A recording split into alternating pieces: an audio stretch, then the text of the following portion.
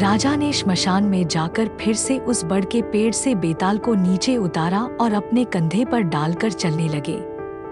तभी बेताल बोला, हे राजन, मैं तुम्हें फिर से एक कहानी सुनाता हूँ। राजन, बहुत समय पहले की बात है। कौशल देश में एक राजा था, राजा चंद्रसेन। उसके राज्य में दो मित्र रहते थे, एक था वणिक व्यापारी और दूसरा ब्राह्मण। दोनों के बेटे एक ही दिन पैदा हुए और दोनों ही बहुत सुंदर और बुद्धिमान थे। दोनों परिवारों ने आपस में वादा किया कि जब उनके बच्चे बड़े होंगे तो अपने बच्चों का आपस में विवाह करेंगे। समय बीता, दोनों बेटे बड़े हुए, लेकिन एक दिन ब्राह्मण का बेटा अचानक गायब हो गया। बहुत खोजा गया पर वह नहीं मिला। उधर वणिक ने अपने बेटे का विवाह किसी और कन्या से करवा दिया। उसी समय एक बूढ़ा व्यक्ति एक अनजान युवक को लेकर आया और कहा, यह वही ब्राह्मण का बेटा है जो वर्षों पहले खो गया था। ब्राह्मण बहुत प्रसन्न हुआ और अपनी पत्नी को बुलाकर कहा, देखो, तुम्हारा बेटा लौट आया। पर ब्राह्मण की पत्नी ने युवक को देखकर कहा, नहीं, यह मेरा पुत्र नहीं है। अब न्यायालय में मामला गया।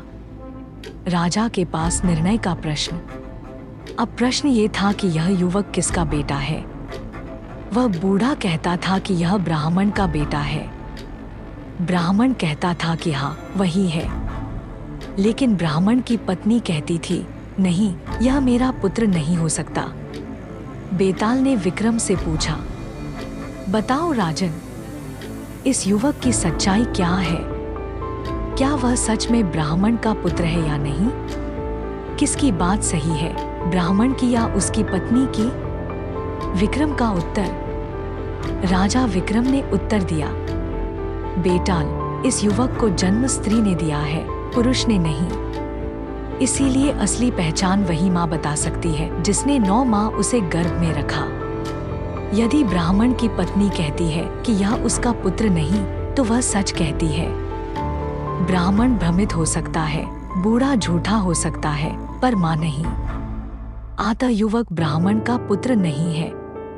बेताल ठहाका मारकर हंसा और बोला, राजन, तुमसे कोई नहीं जीत सकता। पर अब मैं फिर उड़ चला और वह फिर से पेड़ पर जा लटका। राजा ने श्मशान में जाकर फिर से उस बड़ के पेड़ से बेताल को नीचे उतारा और अपने कंधे पर डालकर चलने लगे। तभी बेताल बोला, हे राजन, मैं तुम्हें फिर से एक कहानी सुनाता हूँ। बेताल ने कहानी शुरू की। राजन, बात है पाटलिपुत्र नामक नगर की।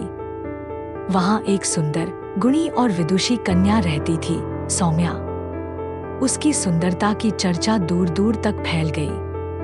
परिणामस्वरूप 3 युवक उससे विवाह करने को इच्छुक हुए। तीनों युवक अलग अलग प्रदेशों से आए थे। एक पहला था भवेश, एक योद्धा। दूसरा था मनीष, एक विद्वान जो तंत्र मंत्र जानता था। तीसरा था आलोक, एक धनाढ्य व्यापारी। तीनों ने सौम्या से विवाह का प्रस्ताव रखा। सौम्या ने कहा, मैं आप तीनों में से किसी एक से विवाह करूंगी, परंतु पहले यह देखूंगी कि किसका प्रेम सबसे सच्चा है। सौम्या ने कहा कि वह एक विराट मंदिर यात्रा पर जा रही है और यात्रा के दौरान तीनों को अपनी अपनी निष्ठा दिखानी होगी। सौम्या का अपहरण। सौम्या जब यात्रा पर गई तो एक राक्षस ने उसका अपहरण कर लिया और उसे दूर एक वीरान किले में ले गया। अब तीनों प्रेमियों को जब यह ज्ञात हुआ तो उन्होंने उसे खोजने की ठानी। मनीष ने अपने तंत्र से पता लगाया कि वह एक वीरान किले में है। भवेश ने तलवार लेकर उस किले पर चढ़ाई कर दी और राक्षस को मार डाला।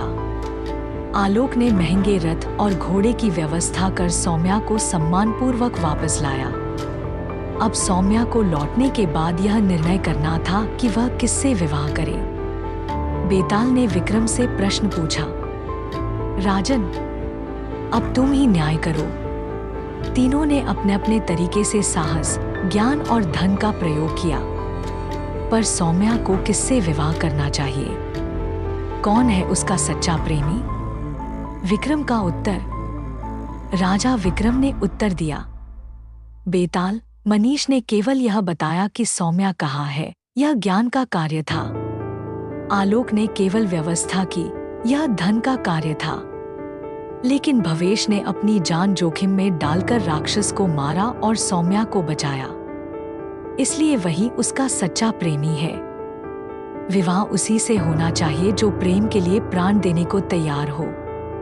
बेताल मुस्कुराया और बोला, राजन, एक बार फिर तुमने सही उत्तर दिया, पर तुम चुप क्यों रहते? मैं तो फिर उड़ चला और वह फिर पेड़ पर जा लटका।